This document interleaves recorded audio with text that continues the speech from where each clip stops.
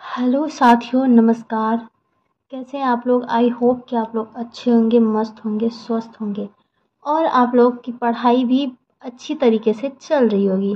तो आज की हम लोग क्लास लेकर के आए हैं 12th की बायोलॉजी, जो कि यूनिट है रिप्रोडक्शन, चैप्टर नंबर 1, जीवों में जनन। आशा करती हूँ आप लोग को क्लास मेरी अच्छी तरीके से समझ में आए। तो चलिए इस क्लास को हम लोग स्टार्ट करते हैं। तो चैप्टर हमारा फर्स्ट है जीवों में जनन। हमारा फर्स्ट चैप्टर क्या है? जीवों में जनन। तो जनन ये होता क्या है? ये जनन होता क्या है? तो जनन के बारे में हम लोग पढ़ेंगे। जनन क्या होता है? तो जनन हमारा क्या होता है? जीवों द्वारा अपने समान जीवों उत्पन्न करने की क्षमता को ही क्या कहते हैं? जनन कहते हैं। तो चलिए आइए इसे अब हम लोग लिखते हैं और नोट्स साथ ही साथ बनाते जाते हैं। तो जनन क्या है? जीवों द्वारा अपने समान जीवों मतलब संतति उत्पन्न करने की क्षमता को क्या कहते हैं? जनन कहते हैं। तो ये जनन हम लोग के लिए आवश्यक क्यों है? ये तो क्वेश्चन बनता ही बनता है कि कोई भी रहेगा तो जनन बोलेगा, ये जनन जनन कर रहे हैं मैम आप लोग, आखिर ये जनन जरूरी क्यों है? हमारे लिए जरूरी है क्यों ये? तो जरूरी हमारे लिए इसलिए है क्योंकि यह अगर पृथ्वी पर मतलब अगर जनन नहीं होगा तो हमारे तरह मतलब समान जाति उपस्थिति मतलब ये समान जाति क्या होता है कि ये सुनिश्चित नहीं होगा। अगर मान लीजिए मनुष्य जनन नहीं करेगा तो हमारे तरह आगे मनुष्य होगी क्या? नहीं हो। इसीलिए हमारे लिए ये जनन जरूरी है। अपने जैसा समान शिशु या फिर जीव को सुनिश्चित करता है, इसीलिए हमारे लिए जनन आवश्यक है। ठीक है, अब नेक्स्ट पॉइंट हम लोग पढ़ने वाले हैं जीवन अवधि। कोई भी जीव है उसका जीवन अवधि मतलब क्या है? उसका जीवन काल, वो कितना कब तक वो जिंदा रह सकता है, तो जीवन अवधि के बारे में पढ़ेंगे हम लोग। ठीक है, तो जीवन अवधि के बारे में पढ़ेंगे। चलिए जीवन आप लोग साथ ही साथ नोट्स बनाते जाइए। जीवन अवधि,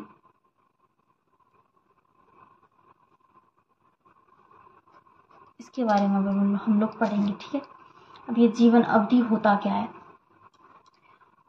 तो आप लोग लिखते जाइएगा साथ साथ। किसी जीव की जन्म से लेकर, लिखिए, किसी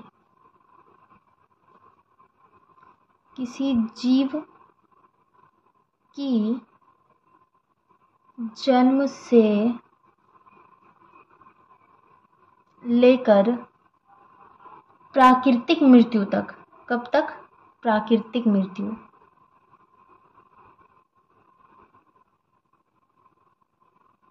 तक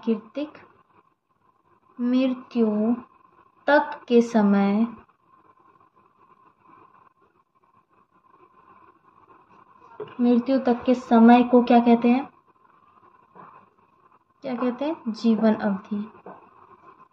जीवन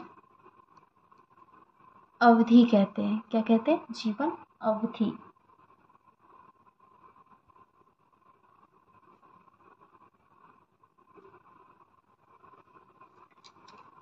देखिए, जीवन अवधि क्या होता है? किसी जीव की जन्म से लेकर प्राकृतिक मृत्यु तक के समय को जीवन अवधि कहते हैं। कोई भी जीव, मनुष्य ही है तो पहले के मनुष्य तो 100 साल जीते थे और अभी के मनुष्य को देखा जाए तो 60-65 साल 70 साल ज्यादा से ज्यादा जी पाते हैं। तो क्या होता है कि वो प्राकृतिक मृत्यु हो गया तो वो कब तक वो जिंदा रहे? जब से वो जन्म हुआ तब से उनकी प्राकृतिक मृत्यु तक का जो भी जीवन अवधि है वही, उसी को क्या कहते हैं? जीवन अवधि। वो जो बीच में जितना भी ईयर हुआ उसको क्या कहते हैं? जीवन अवधि। तो प्राकृतिक मृत्यु, अब ऐसा नहीं कि कोई भी जीव है, मनुष्य है, किसी को मार दिए, उसका मर्डर कर दिए तो बोला हाँ इसको तो मार दिया, आप बोले जीवन अवधि इसका 60 से 65 साल है तो ये तो अभी ही मर गया, इसका इतना ही जीवन अवधि था। जीवन अवधि के बारे में तो हम लोग पढ़ लिए, लेकिन आइए हम लोग जानते हैं कि जीव का जीवन अवधि कितना होता है। तो आइए हम लोग देखते हैं। जीवन अवधि एलिफेंट का जीवन अवधि, अगर आपसे कोई पूछता है एलिफेंट का जीवन अवधि कितना है, तो एलिफेंट कब तक कितना साल अगर जीवित रहता है तो ये कितना हो जाएगा, 75 ईयर्स, मतलब 75 ईयर्स। और रोज जो होता है गुलाब का फूल, गुलाब का फूल तो है होता ही है सबके घर में, अधिकांश के घर में गुलाब का फूल होगा ही, देखे ही होंगे आप लोग। तो गुलाब का फूल का जीवन अवधि कितना होता है, 10 ईयर्स। डॉग डॉग का होता है 25 ईयर्स। पैरोट का होता है 140 साल, सोच सकते हैं 140 साल ये जीवित रहता है। बनियान ट्री मतलब बरगद, ये कितना मतलब इसका जीवन अवधि 200 ईयर्स होता है। टोरटाइज मतलब ये हो गया कछुआ, कछुआ का जीवन अवधि 100 से 150 साल हो गया। राइस प्लांट मतलब धान का पौधा 3 से 4 मंथ। Crocodile 60 years. तो ये क्या है, जीवों का, ये सब जीव का जीवन अवधि है, ठीक है। तो इनको याद कर लीजिए आप लोग, ये बहुत ही इम्पोर्टेंट है। और भी बहुत सारे जीव का जीवन अवधि है, तो मैं किसी नेक्स्ट क्लास में आप लोग को बता दूंगी। स्पेशल जीवन अवधि का कोई शॉर्ट सा वीडियो बना के दे दूंगी आप लोग को, ठीक है। तो चलिए अब हम लोग किसके बारे में पढ़ेंगे। जीवन अवधि तो हम लोगों ने पढ़ लिया, और कुछ कुछ जीवों के जीवन अवधि भी हम लोगों ने जान लिया। ऐसा कोई भी जीव है जो कि अमर है, अमर मतलब जो कि कभी भी उसकी मृत्यु नहीं हो सकती, ऐसा कोई भी जीव है। मनुष्य के बारे में बताएं तो वो अगर जन्म हुआ है उसका, तो उसका मृत्यु निश्चित है। अगर उसका जन्म हुआ है तो उसका मृत्यु निश्चित है। तो ऐसा कौन सा जीव है जिसका, जो कि अमर है, जिसका मृत्यु नहीं होगा, तो वो हो सकता है एक कोशिकी जीव। एक कोशिकी जीव, ये क्या होता है, अमर होता है, हमेशा ये अमर होता है, ये कभी, इसका कभी भी मृत्यु नहीं होता है। अब आप लोग पूछिएगा कि ये अमर कैसे होता है, इसका मृत्यु कैसे नहीं होता है। तो क्या होता है ना कि एक कोश की जीव, जैसे कि एक कोश की जीव हम कुछ भी ले लेते हैं,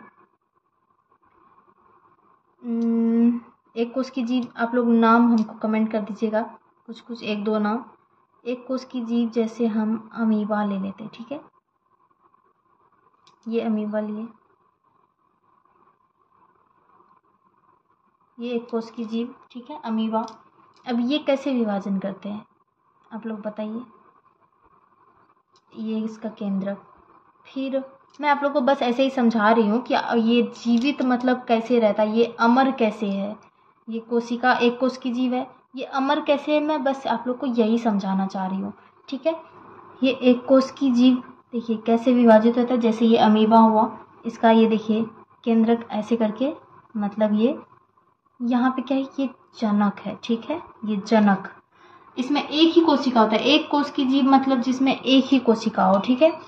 तो ये जनक है, ये पहले इसका ये ऐसे गोल जैसा था, फिर ये थोड़ा सा लंबा हुआ, फिर इसका ऐसे करके हुआ, उसके बाद क्या हुआ, ये अलग अलग दो पार्ट में हो गया, मतलब ये इसका ये जनक, ये कौन है, जनक है, ठीक है। उसके बाद ये इस अपने ही जैसे ये समान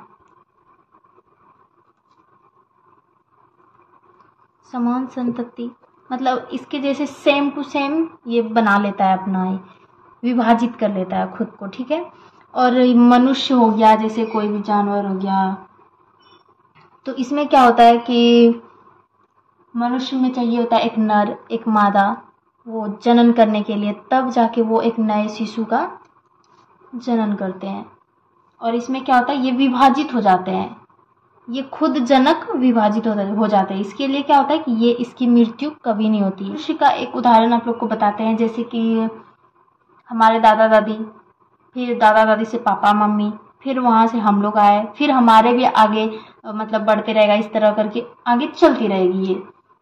और जो पीछे का जो होता है दादा दादी, हमारे परदादा वगैरह, वो सब तो धीरे धीरे उन सब की मृत्यु होती जा रही है। तो आगे क्या होता है, बढ़ती जा रही है, जनन होते जा रहा है, और पीछे जितना भी है सबका जीवन अवधि खत्म होती जा रही है, पूर्ति जा रही है, सबका जितना भी जीवित रहने का है उतना जीवन अवधि जितना है सबका होते जा रहा है। किसी का प्राकृतिक मृत्यु होती है तो किसी का कुछ प्रॉब्लम की वजह से हो जाता है, तो वो बात अलग है। लेकिन मनुष्य में ऐसा होता है, और इसमें ये लोग मरता नहीं है, कभी भी ये मृत्यु नहीं होता ये लोग का, क्योंकि ये खुद अपने आप को विभाजित करके अपना समान संतति ये बना लेता है खुद। ठीक है, समझ गए आप लोग। अब हम लोग पढ़ेंगे जनन के प्रकार। जनन तो आप लोग समझ ही गए होंगे, तो नेक्स्ट हम लोग पढ़ेंगे जनन के प्रकार। तो जनन के कितने प्रकार है? जनन के 2 प्रकार है। जनन के प्रकार लैंगिक जनन, जनन के 2 प्रकार है। जनन के 2 प्रकार है, अलैंगिक जनन, दूसरा लैंगिक जनन। Asexual reproduction, sexual reproduction. ठीक है, तो ये 2 प्रकार है इसके। तो ये हम लोग नेक्स्ट क्लास में पढ़ेंगे। अभी तब तक के लिए यहीं तक। ठीक है, ये हम ऐसे ही आप लोग को समझाए आज फर्स्ट क्लास में, और मैं कोशिश करूँगी आप लोग को अच्छे से अच्छे तरीके से समझाने की। तो होप आप लोग अच्छे से, आप लोग को समझ में आई हो। मिलते हैं नेक्स्ट वीडियो में, तब तक के लिए बाय बाय, टेक केयर।